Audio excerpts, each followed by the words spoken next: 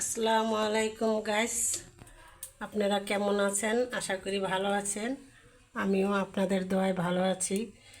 এখন আমি আজকে আপনাদের সাথে একটা নতুন রেসিপি নিয়ে আসছি। বাইং মাছ দিয়ে আলু দিয়ে বোনা। এখন আমি রান্না করব। পেঁয়াজ কুচি দিয়ে দিলাম, কাঁচামরিচের ফালা দিয়ে দিলাম।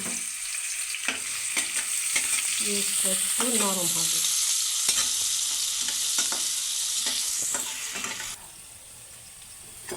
গ্যাস আমার পেঁয়াজটা ভাজা হয়ে গেছে। এখানে একে একে মশলা দিয়ে দিব। দিয়ে দিলাম আদা রসুন বাটা, দিয়ে দিলাম জিরা বাটা। বাইং মাছ একটু মশলা বেশি দেওয়া লাগে। বাইং মাছটা রান্না করতে হয় গরুর মাংসের মতন কষা। মশলাটা একটু ভাজা ভাজা হবে।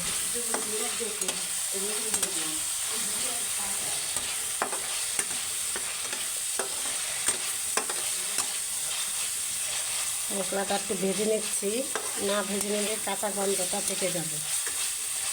আগে ভেজে নিলে কাঁচা গন্ধটা থাকে না। তারপর একটু পানি দিয়ে দেবো, মশলাটা যাতে নিচে লেগে না যায়। পানিটা দিয়ে এখন আমি হলুদ মরিচের দিয়ে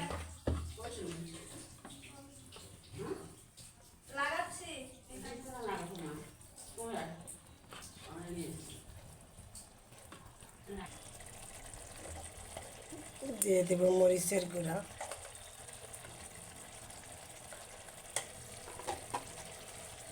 স্বাদ মতো লবণ। এখানে আমি মশলাটা খুব ভালো করে কষাবো।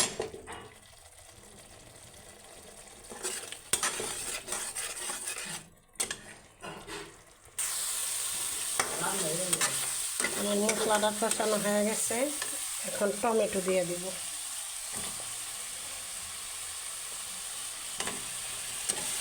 টমেটো দিয়ে দেব। টমেটোটা ভালো করে কষাবো, অল্প একটু পানি দেব।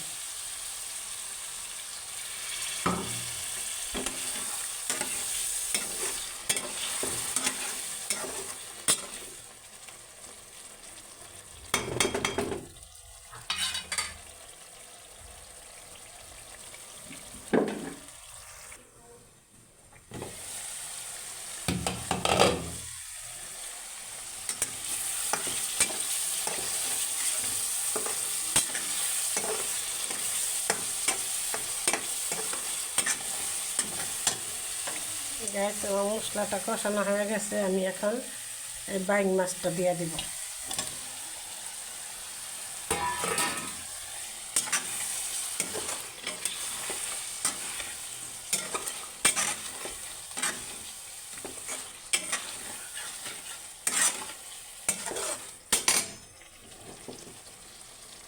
মাছটা দিয়ে একটু পানি দিয়ে কষাবো।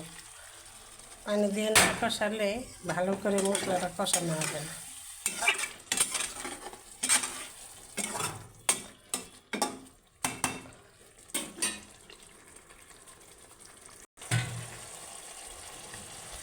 রাইস আমার বাইং মাছ কষানো হয়ে গেছে।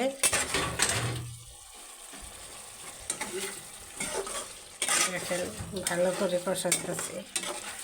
এখন আমি আলুটা দিয়ে দিব।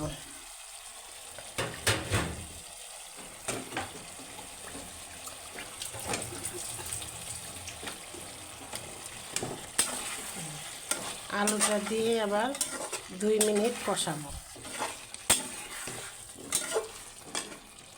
গ্যাস হালিমাক্স কুকিং অ্যান্ড ব্লগকে আপনারা একটি লাইক দিয়ে দিবেন, সাবস্ক্রাইব করবেন, শেয়ার করবেন।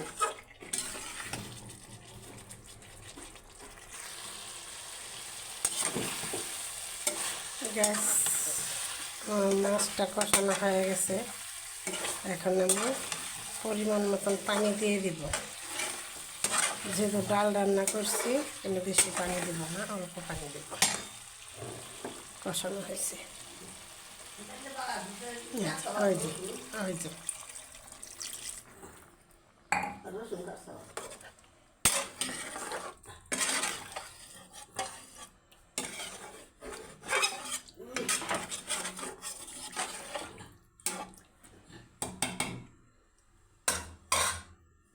এখন ঢেকে দেব।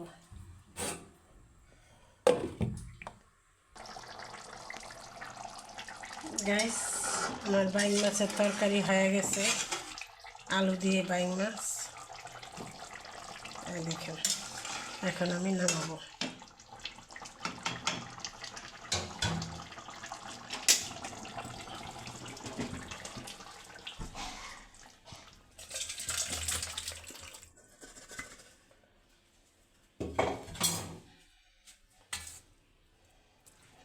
এটা আমার বাইং মাছের তরকারি। আল্লাহ হাফেজ।